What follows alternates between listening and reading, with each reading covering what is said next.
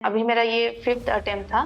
तो बाकी अटेम्प्ट में तो प्री तो निकलता था, लेकिन मेरा मेंस नहीं निकल पाता था, मतलब माइनस बहुत ज्यादा होता था। फिर अपने सीनियर लोग से मैं कांटेक्ट की कि मेरे को क्या करना चाहिए, मतलब बार बार इतना ज्यादा नेगेटिव हो रहा है इतना पढ़ने के बाद भी। तो उन्होंने मुझे रिकमेंड किया कि आप जो है टीएनसी का टेस्ट सीरीज ज्वाइन करो, उससे काफी फायदा मिलेगा। डायरेक्टली क्वेश्चन आते हैं ऐसे करके मुझे मतलब बोला गया। और यूट्यूब से भी मैंने जब टॉपर्स का इंटरव्यू जब सुना तो मतलब मुझे भी लगा कि मुझे एक बार ज्वाइन करके जरूर देखना चाहिए। जब स्टार्टिंग में मैं टेस्ट देती थी तो मेरा मतलब 5,000 से 10,000 के बीच में मतलब रैंक आता था। फिर जब उस चीज को मैं कंटिन्यू रखते गई तो रैंक जो है वो 2,000, 1,000 और कभी कभी मतलब 250, 200, 500 ऐसे रैंक आता था।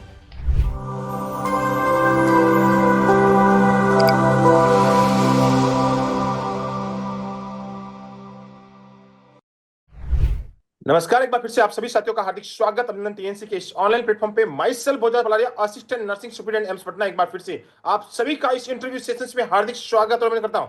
आज हमारे साथ है AIR-1, जो कि सबसे पहली रैंक और सबसे टॉप वाले रैंकर्स। तो सबसे पहले तो बहुत बहुत बधाइयां एवं शुभकामनाएं बिंदु जी।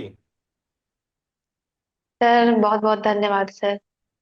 एक बहुत बड़ा आंकड़ा हासिल किया है, और ये आंकड़ा स्टेट गवर्नमेंट का जो भर्ती होता है सीजी यानी छत्तीसगढ़ व्यापम के अंदर स्टाफ नर्स का सबसे बड़ा भर्ती होता है। हर स्टेट के अंदर एक सबसे बड़ा भर्ती होता है उसके पीएससी का, और उस स्टेट की भर्ती के अंदर सबसे मोस्ट इंपोर्टेंट रैंक, पहली रैंक को आपने हासिल किया है। साथ ही साथ आपने नॉर्थ स्टेट के अंदर भी 202वीं रैंक को हासिल किया है। एक साथ दो दो बधाइयां।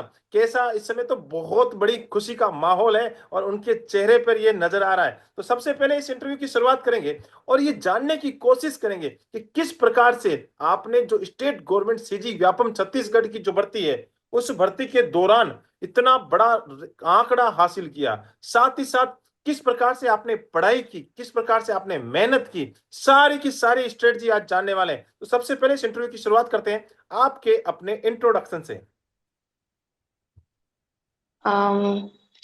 Good morning sir. सर मेरा नाम बिंदु राजवाड़े है और मैं छत्तीसगढ़ के सरगुजा डिस्ट्रिक्ट के लखनपुर ब्लॉक से बिलोंग करती हूँ। मैंने अपना बीएससी नर्सिंग का education government college of nursing Ambikapur से किया है। 2022 में पास आउट हूँ और मैं अभी currently as a CHO posted हूँ। बहुत ही जबरदस्त बात है। आप राइट नाउ सीएचओ की जॉब में भी हैं और लगातार मेहनत कर रहे थे, और मेहनत का परिणाम आपने नॉर्थ सेट के अंदर भी पाया और सीजी व्यापम के अंदर भी पाया। अब मैं जानना चाहता हूं कि इस समय एक बहुत बड़ी खुशी होती है, AIR-1। Yes sir. तो AIR-1 बनने की खुशी का जिक्र कैसे कर सकते हैं, किस समय फीलिंग कैसी है? सर सबसे पहले तो मुझे मतलब एक्सपेक्टेशन ही नहीं था कि मैं मतलब AIR-1 रैंक लाऊंगी। लेकिन वो बोलते हैं ना, बस मेहनत करते जाइए आपको अच्छा ही फल मिलेगा। तो मैं नॉर्सेट 9 मतलब नॉर्सेट के लिए ही प्रिपरेशन कर रही थी, तो कंटिन्यू मैं प्रिपरेशन कर ही रही थी। तो मुझे शायद हो सकता है उस प्रिपरेशन का अच्छा फल मुझे मिला, जिसकी वजह से मैंने जो है सीजी व्यापम में नंबर 1 रैंक लाया है। तो सर बहुत बहुत अच्छा बहुत लग रहा बधाई। है और घर वाले भी बहुत ज्यादा खुश हैं। बिल्कुल बिल्कुल, वो आपके चेहरे पे खुशी नजर आ रही है कि हाँ, AIR-1 बनने का एक तो सपना होता है, हर बच्चे का सपना होता है कि मैं सबसे बेस्ट रैंक लेके आऊं, और सबसे बेस्ट रैंक एक ही होती है, वो है AIR-1। इसके अलावा सबसे बेस्ट रैंक हो ही नहीं सकती, और वो रैंक आपने हासिल की है। अब मैं जानना चाहता हूं कि सब बच्चे जो इस समय छत्तीसगढ़ के अंदर हैं, जो बच्चे सारे पूरे भारत से आपको बच्चे देख रहे हैं, कि भाई सबसे बड़ी बात, स्टार्टिंग कैसे की आपने, अपनी जर्नी की स्टार्टिंग कैसे कर दी, कि भाई थर्ड ईयर में कर दी, फोर्थ ईयर में कर दी, कैसे स्टार्ट किया? क्योंकि आने वाले बच्चे भी ये जानना चाहेंगे, क्योंकि उनका बहुत सारे बच्चों का टारगेट रहता है कि हम सेंट्रल लेवल की भर्तियों पे टारगेट नहीं करें, स्टेट लेवल की जो भर्ती होती है उसके ऊपर वो टारगेट करना चाहते हैं। तो वो जानना चाहते हैं कि आपने तैयारी किस प्रकार से की। सर मुझे नॉर्सेट के बारे में जो है, मैं जब फर्स्ट ईयर सेकेंड ईयर में थी तो मुझे कुछ नॉलेज नहीं था। लेकिन जब थर्ड ईयर और फोर्थ ईयर में गई तो मेरी फ्रेंड की एक फ्रेंड थी, वो उन लोग कोचिंग के लिए मतलब पास में ही उन लोग कोचिंग करने के लिए गए थे। तो हमारे भी माइंड में ये था कि जैसे ही हम लोग फोर्थ ईयर करेंगे कंप्लीट करेंगे तो हम लोग भी कोचिंग के लिए जाएंगे, तो हम लोग भी नॉर्सेट एग्जाम निकालेंगे। बाकी मुझे एम्स हॉस्पिटल में मैंने कभी देखा नहीं था और सुना भी नहीं था नॉर्सेट के बारे में। तो वही क्रेज था कि हम लोग को जल्दी जल्दी अब फोर्थ ईयर कंप्लीट करना है, फिर इसके बाद कोचिंग करना है, फिर हम लोग को भी अच्छा जॉब मिल जाएगा ऐसे करके। तो जब मैं अपना ग्रेजुएशन कंप्लीट की तो हम लोग भी मतलब कोचिंग करने के लिए गए थे। तो उसी टाइम 1 से 1.5 महीना मेरे को कोचिंग के लिए ही हुआ था। तो फिर ये सीजी में ही सीएचओ का पोस्ट निकल गया, तो उसमें मैंने एग्जाम फाइट किया तो मेरा अच्छा रैंक आया, तो मैं फिर सीएचओ में सिलेक्शन हो गया। तो फिर मैंने जो है सीएचओ का जॉब ज्वाइन कर लिया और कोचिंग को क्विट कर दिया। फिर इसके बाद मतलब माइंड में तो ये था कि मेरे को सीएचओ में ही नहीं रहना है, मेरे को कुछ अच्छे जगह जाना है। तो फिर मैंने नॉर्सेट का प्रिपरेशन मतलब सेल्फ स्टडी, जो थ्योरी मेरा बच गया था वो सब मैं सेल्फ स्टडी करती थी। और यूट्यूब से भी सर काफी मुझे हेल्प मिला है, जो मेरा थ्योरी क्लियर नहीं हो पाया था उससे। फिर मैं अभी मेरा ये 5th अटेम्प्ट था। तो बाकी अटेम्प्ट में तो प्री तो निकलता था, लेकिन मेरा मेंस नहीं निकल पाता था, मतलब माइनस बहुत ज्यादा होता था। फिर जब नॉर्सेट 7 का दी तो मेरा प्री भी मतलब मेंस नहीं निकल पाया। तो फिर अपने सीनियर लोग से मैं कांटेक्ट की कि मेरे को क्या करना चाहिए, मतलब बार बार इतना ज्यादा नेगेटिव हो रहा है इतना पढ़ने के बाद भी। तो उन्होंने मुझे रिकमेंड किया कि आप जो है टीएनसी का टेस्ट सीरीज ज्वाइन करो, उससे काफी फायदा मिलेगा, डायरेक्टली क्वेश्चन आते हैं ऐसे करके मुझे मतलब बोला गया। और यूट्यूब से भी मैंने जब टॉपर्स का इंटरव्यू जब सुना तो मतलब मुझे भी लगा कि मुझे एक बार ज्वाइन करके जरूर देखना चाहिए। तो नॉर्सेट 8 के लिए मैं टीएनसी का टेस्ट सीरीज जो है ज्वाइन की। तो मैं डेली जो है 2 टेस्ट देती थी, एक प्री देती थी और एक मेंस देती थी। सॉरी, मतलब सब्जेक्ट वाला देती थी और प्री वाला देती थी। तो जब उसको ज्वाइन किया तो उसमें मेरा जो है शुरुआती में तो रैंक अच्छा नहीं आता था, तो बहुत ज्यादा मतलब डिमोटिवेटेड फील होता था। लेकिन फिर भी मैं अपनों को समझाती थी कि जब कंटिन्यू जब हम प्रैक्टिस करेंगे तो हमारा भी जो रैंक है वो अच्छा आएगा। तो मैं कंटिन्यू साथ में प्रैक्टिस रखी, जिसके वजह से बाद में मेरा रैंक मतलब ठीक ठाक आता था। तो नॉर्सेट 8 के टाइम में मेरा प्री क्वालिफाई हुआ, मेंस भी क्वालिफाई, और रैंक भी थोड़ा सा ज्यादा था, इसकी वजह से नॉर्सेट 8 में नहीं हुआ। तो मुझे भी लगा कि मतलब टेस्ट सीरीज देने से जो निगेटिव मेरा मार्किंग होता था और जो कॉन्फिडेंस नहीं आता था मेरे में, टीएनसी देने मतलब टेस्ट देने के बाद मेरा जो है कॉन्फिडेंस आने लगा। तो मेरे को भी लगा कि मेरे को टेस्ट को कंटिन्यू करना है, मेरा जरूर सिलेक्शन होगा। तो नॉर्सेट 9 के भी टाइम मैं जो है टेस्ट को कंटिन्यू ही की और रिवीजन साथ में रखी, और प्लस यूट्यूब में भी कुछ कुछ क्लासेस देखी, तो वो बहुत ज्यादा हेल्पफुल रहा मेरे सिलेक्शन के पीछे। बधाइयाँ बधाइयाँ, बहुत बहुत बधाइयाँ। आप देखो, बहुत मैं हर बच्चे को बता देना चाहता हूँ कि बहुत सारे बच्चे ऐसे हैं जिनकी परिस्थिति ऐसी होती है कि सीएचओ है, कम्युनिटी हेल्थ ऑफिसर्स हैं, और वो चाहते हैं कि हाँ, हमारा भी सपना है कि हम नॉर्थ को क्रैक कर पाए, और साथ ही साथ स्टेट लेवल की जो भर्ती होती है, स्टाफ नर्स वाली भर्ती, उसके अंदर हम अच्छी पोस्ट पे जाए, क्योंकि सीएचओ में एक सिक्योरिटी अभी तक नहीं आई है। तो बच्चे सोचते हैं कि सीएचओ की जॉब को क्विट करें और अच्छी जॉब तक जाएं। तो ये यहाँ पे एक बहुत बड़ा एग्जाम्पल है बिंदु हमारे सामने कि मेहनत किस प्रकार से की जाती है। लगातार मेहनत की, टीएनसी के यूट्यूब चैनल से इन्होंने बहुत बड़ा बेनिफिट लिया, साथ ही साथ लगातार टेस्ट दिया, बहुत बड़ी बात है। सीएचओ होते हुए जी सर। लगातार टेस्ट को परफॉर्म करना और टेस्ट को देना बहुत अच्छी बात है और बहुत शानदार बात। अब मैं एक चीज जानना चाहता हूं, बहुत सारे बच्चों के मन में एक डाउट रहता है कि हम नॉर्थ सेट की तैयारी कर रहे हैं, साथ साथ में एसजीपीजे भी आता है, केजीएमयू भी आता है, आरएमएल भी आता है, अदर्स जो स्टेट के एग्जाम भी आते हैं, कम्युनिटी हेल्थ ऑफिसर्स के एग्जाम भी आते हैं, बहुत सारे एग्जाम आते हैं।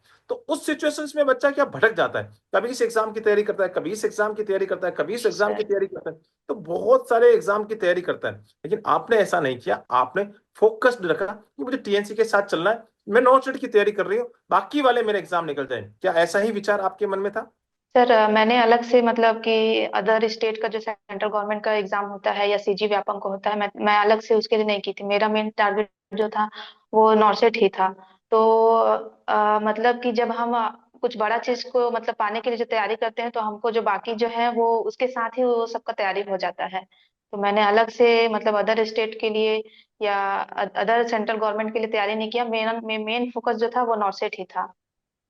बहुत ही अच्छी बात है, और मैं सारे बच्चों को बता देना चाहता हूं, जो छत्तीसगढ़ में इस समय जो सीजी व्यापम हुए हैं, all India first ranker, second ranker और थर्ड रैंकर, मैं बोलूंगा बहुत सारे बच्चे, जो लगातार बच्चे जो नॉर्थ सेट की तैयारी करते हैं, सारे बच्चे स्टाफ नर्स में सिलेक्टेड हो चुके हैं। यही होता है कि जो बच्चा लगातार बड़े लक्ष्य की ओर बढ़ता है, तो छोटे छोटे लक्ष्य ऑटोमेटिकली पार हो जाते हैं, उनको अलग से कोई तैयारी करने की जरूरत नहीं होती है। टीएनसी के साथ अगर लगातार आप मेहनत करते हैं, तो मैं बोलूँ हर एग्जाम आपका फतह होता है। दावे के साथ ये जो टॉपर्स बता रही है कि हाँ, अगर आप मेहनत करेंगे तो 100% फायदा मिलेगा। एक आपने सबसे इंपॉर्टेंट बात बताई थी, मैं हर बच्चे के साथ उस चीज को फोकस करना चाहता हूँ, कि सबसे बड़ी बात आपने बताई कि हमारा जो माइनस मार्किंग था वो मेरा बहुत गजब का लॉस कर गया 9 से 8 के अंदर।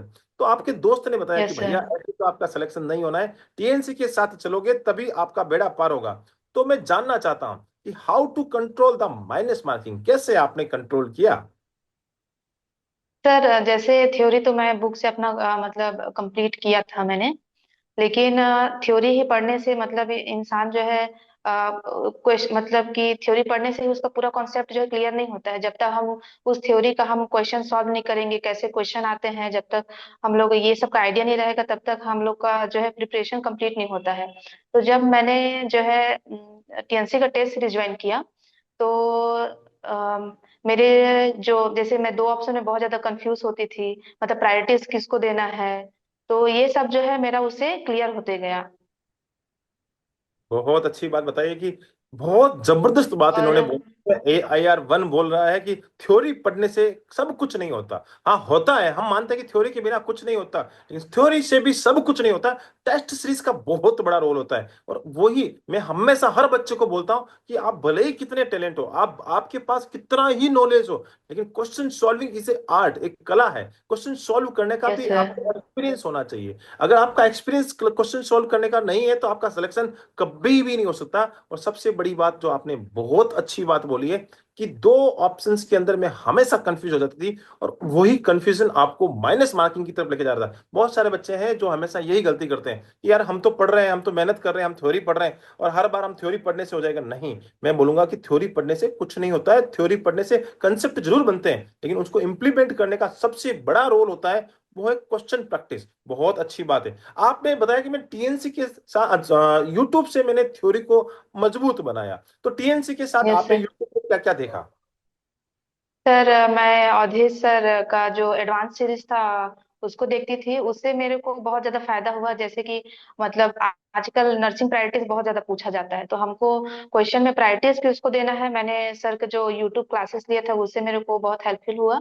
और एक विक्ट्री सीरीज सर, उसको भी मैं नॉर्सेट अभी 9 के टाइम में मैं देखती थी, वो भी बहुत हेल्पफुल रहा। वो भी मतलब कि मेरे को वही चॉइस प्रायोरिटी किसको देना है उसमें मतलब कि वो कॉन्फिडेंस मेरे को बिल्ड अप किया कि हम मतलब चॉइस कर सकते हैं नर्सिंग प्रैक्टिस में। बहुत बहुत बढ़िया, बहुत जबरदस्त। मैं हमेशा ये बोलता हूं, और मैं ये आज ये टॉपर्स ने साबित कर दिया कि टीएनसी चाहे यूट्यूब पे कंटेंट दे या कोर्स के अंदर कंटेंट दे, क्वालिटी कंटेंट हमेशा देती है। और उस क्वालिटी कंटेंट में बहुत अच्छी बताई कि जैसे कि एडवांस सीरीज मैं हर बच्चे को बोलता हूँ, यूट्यूब पे उसके बहुत कुछ पार्ट फ्री ऑफ कॉस्ट है, हर बच्चे को देखना चाहिए यस प्लेलिस्ट के सर। अंदर जाके। तो वो मैं वहां पे पता लगेगा कि क्वालिटी क्या होती है। यूट्यूब में भी बहुत बड़ी क्वालिटी टीएनसी ने दी है। और विक्ट्री सीरीज, कपिल सर लगातार पर डे क्लासेस लेके आ रहे हैं, और बच्चों के लिए एक बहुत बड़ा रामबाण साबित हो रहा है। अब मैं जानना चाहता हूं कौन कौन सी बुक्स का आप सहारा लेते थे कि यहां तक पहुंचने में आपको बहुत बड़ी मदद की है? सर मैं तो पीआर यादव मतलब मोस्ट प्रोबेबली उसी को प्रीफर की, और उससे मतलब थोड़ा बहुत मैं टारगेट हाई का मतलब उससे थ्योरी करती थी कुछ कुछ, और क्वेश्चन जो है दोनों बुक से की थी। और क्वेश्चन मौसबी से की थी बस, मतलब टारगेट हाई और पीआर यादव ये दो बुक मोस्ट प्रोबेबली मैं रेफर की थी, और क्वेश्चन के लिए मौसबी भी मैं रेफर की थी। बहुत अच्छी बस। बात बताई कि नॉर्मल बुक्स का सहारा हमेशा हर बच्चे को लेना चाहिए। बहुत सारे बच्चे इस समय ये भी सोच रहे होंगे कि यार अब तो नॉर्सेट का लेवल बदल चुका है, तो नॉर्मल बुक पढ़ने से क्या ही फायदा। मैं उन यस बच्चों को सर। बोलूंगा कि नॉर्मल बुक पढ़ना जरूरी है, और बेसिक अगर आपका मजबूत नहीं होगा तो आप कुछ नहीं कर सकते। इन्होंने बहुत अच्छी बात बताई कि पीआर यादव को मैंने अच्छे से पढ़ा, उसके साथ साथ टारगेट हाई को मैंने लिया, लेकिन टारगेट हाई को उन्होंने पूरा नहीं पढ़ा। साथ ही साथ मोसबी और एडवांस सीरीज जिसमें बहुत इनको फायदा किया, और लगातार टीएनसी के टेस्ट दिए। तो टीएनसी के टेस्ट जो बच्चा दे रहा है ना, उसको डरने की कहीं पे जरूरत नहीं है, उसके हर एग्जाम में क्लियर सर होगा। बहुत सारी चीजें वहां पे क्लियर होने वाली। अब मैं एक सवाल पूछना चाहता हूँ, जब आप टेस्ट देते थे तो कभी कभी रैंक भी अच्छी आती थी, कभी कभी रैंक बुरी भी आती थी। तो मुझे ये बताया कि सबसे पहले आपने स्टार्टिंग की थी, कौन सी रैंक आना शुरू हुई थी, और धीरे धीरे बढ़ के कौन सी रैंक आ गई? और दूसरा, मेरा इसी के साथ एक सवाल और है, जब रैंक खराब आता था तो कैसा लगता था? सर जब स्टार्टिंग में मैं टेस्ट देती थी तो मेरा मतलब 5,000 से 10,000 के बीच में मतलब रैंक आता था। फिर जब उस चीज को मैं कंटिन्यू रखते गई तो रैंक जो है वो 2000, 1000 और कभी कभी मतलब 250, 200, 500 ऐसे रैंक आता था। तो मतलब कभी कभी जब मेरा ज्यादा रैंक आता था तो सर आप लोग एक वेबिनार लिए थे अभी, मतलब नॉसेट 9 के मेन से पहले सर, वो बहुत ज्यादा मतलब मेरा एनर्जी बूस्ट अप किया। जब इंसान डिमोटिवेट हो गया था तो उससे मतलब एक डायरेक्शन मिला कि नहीं, मतलब कि टेस्ट में ज्यादा रैंक आ रहा है तो भी कोई दिक्कत नहीं है, मतलब अपना मोटिवेशन जो है या कॉन्फिडेंस उसको कायम रखना है। क्या पता आगे जो जाके आप अच्छा कर सकते हो ऐसे करके। तो जो लास्ट में जो वेबिनार लिए थे वो बहुत हेल्पफुल रहा सर। बहुत अच्छी बात बताई, और मैं हर बच्चे को बताना चाहता हूँ, बहुत सारे बच्चे होते हैं जो कि एग्जाम से जी पहले सर। ऐसे लगता है कि यार कुछ नहीं होने वाला है, और उस समय जो सीक्रेट वेबिनार है वो बिल्कुल सीक्रेट था, हर किसी के बस की बात नहीं थी वहां तक पहुंचने वाले। उस उसी की बस की बात थी जो प्रीलिम्स निकाल चुका था और मेंस की तरफ बढ़ रहा था। तो हमने बच्चों के साथ वेबिनार किया था, और उस वेबिनार में हर एक सीक्रेट को बताया था कि क्या किस प्रकार से टॉप रैंक को लाया जा सकता है। और गजब की बात आपने एक और चीज बोली है कि सर मेरे टीएनसी के अंदर शुरुआत में 5000 से 10,000 भले ही रैंक आ रही थी, लेकिन धीरे धीरे धीरे धीरे 200 से 300 के बीच में आने लगी, 200 से 1000 के बीच में आने लग गई। और वही रैंक आपने 9 सेट में भी हासिल की है, 202वीं रैंक। आप देख सकते हैं कि बहुत बड़ा सिमिलरिटीज वाला आंकड़ा वहां रहा है। और सीजी व्यापम के अंदर आपने ऑल इंडिया फर्स्ट रैंक को हासिल किया है, टीएनसी का नाम रोशन किया है। बहुत अच्छा फील हो रहा है और मुझे बहुत खुशी हो रही है। अब मैं जानना चाहता हूँ, टॉपर से जानना चाहता हूँ कि बहुत सारे बच्चे हैं इस समय जो कम्युनिटी हेल्थ ऑफिसर्स की जॉब पे कर रहे हैं, बहुत सारे बच्चे हैं जो कॉन्ट्रैक्ट यानी प्राइवेट हॉस्पिटल में काम कर रहे हैं, बहुत सारे बंदे ऐसे हैं जो किसी क्लिनिक के अंदर काम कर रहे हैं, बहुत सारे बंदे हैं जो कि अभी जस्ट सीएचओ के अंदर लगे हैं। उन सब के लिए आप क्या कहना चाहेंगे जिनका टारगेट नॉर्सेट है या एक स्टाफ नर्स का हासिल करने का टारगेट है?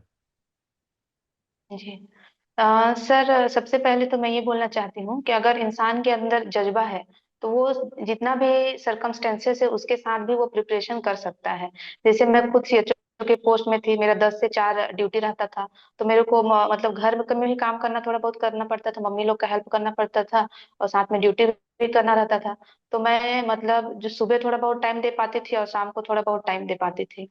तो आप जिस टाइम में पढ़ उसको इतना इफेक्टिवली पढ़ो कि वो आपका जो है माइंड में हमेशा के लिए वो मतलब रिकॉल रिकॉल रहे, ऐसा पढ़ो। और मेरा तो ऐसा स्ट्रेटेजी नहीं था कि मैं 10 घंटा 12 घंटा मतलब टाइम दे पाऊँ। मतलब जितना भी टाइम मिलता था मैं उसको बहुत अच्छे से मैं तैयारी करती थी। और इंसान करना चाहेगा तो कुछ भी सिचुएशन है तो वो कर सकता है, ऐसा इंसान में मतलब जज्बा होना चाहिए। तो मेरे अंदर भी यही था कि मेरे को सीएचओ के ही जॉब में नहीं रहना है, कुछ तो अच्छा करना है। तो जो कंटिन्यूटी था वो मेंटेन ही मैं रखी थी। तो यही मेरा सीक्रेट है सर, टॉपर्स का। बहुत जबरदस्त बात बताई है और बहुत एक सीक्रेट बताया है हर बच्चों को। मैं सबसे बड़ी चीज बोलता हूँ, डिसिप्लिन और कंसिस्टेंसी। अगर आपके अंदर एक डिसिप्लिन है, आपने सबसे अच्छी बात बताई कि मुझे सीएचओ में नहीं रहना है, पहले तो माइंड सेट बना लिया। बहुत सारे बच्चे होते हैं जिनका इस बार सिलेक्शन नहीं रहा होगा, अब वो अपने आप से ये खुद से बोलने लग जाए कि यार मेरा तो नहीं होगा नहीं होगा, तो उनका मैं बोल रहा हूँ कि जिंदगी में भी सिलेक्शन नहीं होगा। लेकिन जिस बच्चे के माइंड में यही टारगेट है कि मुझे तो नर्सिंग ऑफिसर बनना ही है और इस इंस्टीट्यूट के अंदर बनना है, मुझे एम्स में जाना है, तो भैया मैं बिल्कुल बहुत अच्छी बात बताई है बिंदु ने, और बहुत जबरदस्त बात है। कंसिस्टेंसी और डिसिप्लिन और टारगेट फिक्स अगर आप कर ले तो लाइफ का कोई भी ऐसा अचीवमेंट नहीं है जो हासिल नहीं होगा, 101% हासिल होगा, और मैं दावे के साथ कह सकता हूं कि हासिल होगा। अब मैं तीन चीजें आपसे पूछना चाहता हूं कि तीनों का क्या क्या रोल है। जैसे कि बहुत सारे बच्चे थ्योरी तो पढ़ते हैं लेकिन रिविजन्स और एमसीक्यू पे फोकस नहीं करते हैं, तो आपकी नजर में रिविजन्स और एमसीक्यूज और थ्योरी तीनों का कितना कितना बड़ा योगदान है एक टॉपर्स बनने के लिए? जी सर, थ्योरी तो जैसे लगभग सभी लोग पढ़ लेते हैं बुक से, तो थ्योरी तो लगभग क्लियर हो जाता है। लेकिन उस थ्योरी से क्वेश्चन को कैसे सॉल्व करना है, हम लोग को मतलब 4 क्वेश्चन दिया रहता है तो चारों क्वेश्चन में हमको किसको प्रायोरिटीज देना है, किसको चूज करना है, ये सब जो है एमसीक्यू प्रैक्टिस करने से हम लोग को पता चलता है। और जब हम एमसीक्यू प्रैक्टिस करने लगते हैं तो उससे हम लोग को मोटिवेशन भी बहुत मिलता है कि हम जो है हमको कितना और आगे तैयारी करना है, कितना और मेहनत करना है, ये सब हम लोग को टेस्ट देने से ही पता चलता है। बहुत और अच्छी। सर और जैसे कि बहुत लोग ये करते हैं कि पढ़ते तो हैं लेकिन उसको रिवीजन नहीं करते हैं। तो जितना ज्यादा हो सके उन लोग को रिवीजन करना चाहिए, जिससे वो लॉन्ग टर्म तक जो है मेमोरी में रहे लॉन्ग टर्म के लिए। तो मैंने भी ऐसा ही किया कि मैं रिवीजन बार बार करती थी, मेरे नोट्स बनाए थे उसको मैं बार बार रिवीजन करती थी। तो वो लॉन्ग टर्म तक के लिए मेरे मेमोरी में मेमोराइज हो गया था।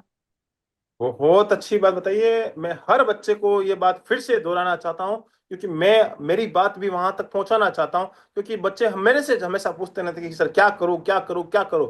तो आज उन बच्चों के लिए बिल्कुल आसान सा जवाब है कि आप थ्योरी तो सब पढ़ते हैं, दुनिया पढ़ती है, सारे बच्चे अगर जो कॉम्पिटिटिव के अंदर आया वो थ्योरी तो करेगा ही करेगा। अलग क्या करना है, रिविजन्स वो भूल जाते हैं। रिविजन्स एक बार किया तो 3 महीने तक नहीं कर रहे हैं, ऐसा नहीं करना है। रिविजन्स मल्टीपल रिविजन्स करते रहे, और साथ ही साथ उस रिविजन्स करने के बाद इंप्लीमेंट कैसे करें, क्वेश्चंस कैसे आएगा, एमसीक्यू प्रैक्टिस करना बहुत ज्यादा जरूरी है। अब मैं थोड़ा सा जानना चाहता हूं टीएनसी के बारे में। जैसे आप टीएनसी के अंदर पेपर देते थे, आपने बोला कि मैं सब्जेक्ट वाइज टेस्ट हमेशा देना, हमेशा कंपलसरी में टेस्ट देती थी, प्रीलिम्स भी देती थी। तो सब्जेक्ट वाइज टेस्ट की मैं बात कर लेता हूं। जब आप सब्जेक्ट वाइज, जैसे मान लो कि आज सीपीआर का टेस्ट देना है, या कोई भी एक टॉपिक आपको जब मिलता था, उसके बारे में जब आप टेस्ट देते थे, तो कैसा लगता था कि यार ये टीएनसी वाले भी है ना, इतना ज्यादा क्वेश्चन कहाँ कहाँ से लेके आ जाते हैं, गुस्सा नहीं आता था? सर आता था सर, मेरे को लगता था कि इतना ज्यादा क्वेश्चन मतलब कहाँ से ले आते हैं सर लोग। मैं टारगेट हाई देख लेती थी बुक, एमसीक्यू और पीआर यादव, तो ये सब में तो नहीं रहता था। माइंड में हमेशा चलता था कि सर लोग कहाँ से इतना ज्यादा एमसीक्यू लाते हैं ऐसे करके। और जो है जो मैं टेस्ट देती थी वो कहीं ना कहीं जो एग्जाम में मतलब डायरेक्टली इनडायरेक्टली आता ही था। तो माइंड में हमेशा चलता था कि यस सर। बहुत अच्छी बात बताई। सबसे सही बात तो आपने पहली लाइन बताई, गुस्सा तो पक्का पक्का आता था, और वो आना भी चाहिए, यस बिल्कुल सर। जरूरी है। क्योंकि अगर गुस्सा, क्योंकि बच्चे को जब नई चीज मिलती है, और हमेशा टीएनसी हमेशा अपडेट रहने का काम करती है, हर बार अपना नौ सेट पैटर्न बदलता है, हर एग्जाम में अपना पैटर्न बदलता रहता है, हर क्वेश्चन, हर बार क्वेश्चन का अपडेशन होता है, हर बार चीजें नई आती है, तो हमें उसके साथ चलना होता है, उसके अकॉर्डिंग, और उससे साथ नहीं, उससे 10 गुना तेज चलना पड़ता है। क्योंकि एग्जामिनर इस समय क्या सोच रहा होगा, उससे तेज सोचने का काम हमारा टीएनसी करती है। और जब बच्चों को वो क्वेश्चन मिलते हैं, तो बच्चों को ऐसा लगता है कि यार ऐसा क्वेश्चन कैसे आएगा। एक टॉपिक है, मान लो फीवर से 100 क्वेश्चन बच्चों को देखने मिलते हैं, तो अरे यार ऐसे कैसे। जब वो अगर 100 क्वेश्चन जब कर लेता है, तो मैं दावे के साथ बोलता हूं कि उसका आने वाले समय में उस टॉपिक से कभी भी जिंदगी में क्वेश्चन गलत नहीं होगा। और ये एक बहुत बड़ा सॉल्यूशन आपने बताया, और बहुत अच्छी बात है। लास्ट में मेरा एक सवाल, और सबसे इंपॉर्टेंट सवाल, हर बच्चा चाहता है आने वाले सीजी व्यापम के अंदर ऑल इंडिया फर्स्ट रैंक आ जाए, और नॉर्थ सेट के अंदर भी एक बहुत बड़ी अच्छी रैंक को हासिल कर दें। बिंदु रजवाड़े एक ऐसा टिप्स, ऐसा सीक्रेट, ऐसा एक रामबाण देके जाए जिससे हर बच्चे का सिलेक्शन हो जाए। ये मेरा अंतिम सवाल है। सर मैं सभी को ये बोलना चाहती हूँ कि जो पढ़ाई कर रहे हैं उसको मतलब कंटिन्यूटी, उसका जो कंसिस्टेंसी है उसको मेंटेन करके रखें। दूसरा ये है कि डिसिप्लिन बहुत जरूरी है लाइफ में, मतलब कि अपना जो टाइम सेट है उसी टाइम सेट जो कर लिए हैं उसी टाइम सेट में उन लोग को करना है, उस टाइम को डिले नहीं करना है। और तीसरा ये है कि बिलीफ, आप कहीं भी मतलब टेस्ट दे रहे हो या कहीं से पढ़ रहे हो, तो और खुद पे बिलीव, तो इस चीज में बिलीव करोगे तभी जो है ये सक्सेस का राज है सर। तो कॉन्फिडेंस और डिसिप्लिन और बिलीफ बहुत जरूरी है। वो बहुत अच्छी बात बताइए कि सबसे इंपॉर्टेंट बात है कॉन्फिडेंस, डिसिप्लिन, और बिल्कुल जिस टीचर के साथ आप जुड़े हुए हैं उसके ऊपर भरोसा। सबसे इंपॉर्टेंट बात, जैसे आपने टीएनसी के ऊपर भरोसा किया और टीएनसी के साथ लगातार मेहनत किया, तो आज नतीजा सबसे टॉप में है। और AIR 1 हमेशा, टीएनसी हमेशा रैंकर्स देने के लिए पहचानी जाती है, क्वालिटी कंटेंट के लिए पहचानी जाती है, और वही आज फिर से एक बार जबरदस्त धमाल करके दिखाया है। आपका बहुत बहुत धन्यवाद। आपने बहुत अच्छा काम और अपने परिवार का नाम रोशन किया है। इसके लिए भी आपके पूरे के पूरे परिवार को, टीएनसी परिवार की तरफ से बहुत बहुत बधाइयां, शुभकामनाएं। आप ऐसे ही अपना नाम, साथ ही साथ अपने माता पिता का नाम, जिस धरती से आते हैं, छत्तीसगढ़ की धरती से, उस धरती का नाम, साथ ही साथ जिस कॉलेज से आपने पढ़ाई की है उस कॉलेज का नाम, साथ ही साथ जितने भी गुरुजन ने आपको यहां तक लाने में मदद की है, सहायता की है, और आपको यहां तक लाने में, टॉपर्स बनाने में मदद की है, उन सभी का नाम, साथ ही साथ टीएनसी का नाम हमेशा रोशन करते रहे। जय हिंद, जय भारत, वंदे मातरम। Thank you so much. Thank you sir. Sir last में मैं कुछ बोलना चाहती हूँ। हाँ हाँ, बिल्कुल बोल सकते हैं। सर मैं स्पेशली सर अवधेश सर को, सर आपको, जो जिन्होंने मतलब कि हमेशा मोटिवेट किया क्योंकि इंसान हमेशा मोटिवेटेड नहीं रह सकता है, कभी न कभी वो हताश जरूर हो जाएगा। तो आप लोगों ने मतलब कि इतना एनर्जी बूस्ट कर दिया कि अब तो लग रहा था कि नहीं हो, अब हो के ही रहेगा। ऐसा मतलब कॉन्फिडेंस इंसान में आ गया था सर। तो उसके लिए आप लोग को बहुत बहुत धन्यवाद। Thank you so much. बहुत अच्छा आपने बताया कि इस जर्नी के दौरान सबसे इंपॉर्टेंट बात होती है कॉन्फिडेंस, और उस यस सर। कॉन्फिडेंस को आपने बिल्कुल, टीएनसी टीम हमेशा हर बच्चे का ख्याल रखती है कि भाई बच्चों का कॉन्फिडेंस को बरकरार रखना सबसे इंपॉर्टेंट होता है। बहुत सारे बच्चे होते हैं डीमोटिवेट हो जाते हैं, लेकिन टीएनसी टीम यस सर। हमेशा ये करती है। और इस इंटरव्यू लाने का पर्पस भी यही होता है कि हर बच्चे तक एक स्टोरी पहुंचे, और वो बच्चा हर स्टोरी से सीख के जाए कि भाई इस बच्चे ने क्या स्पेशल किया है, और इस स्पेशल्स की वजह से वो टॉप रैंकर्स बने। बहुत बहुत धन्यवाद, आपने बहुत अच्छी बातें बताई। और मैं चाहूंगा कि आने वाले समय में आप की तरह इस इंटरव्यू को देख के सारे बच्चे टॉप रैंक लेके आएंगे। बहुत बहुत धन्यवाद, thank you so much. Sir.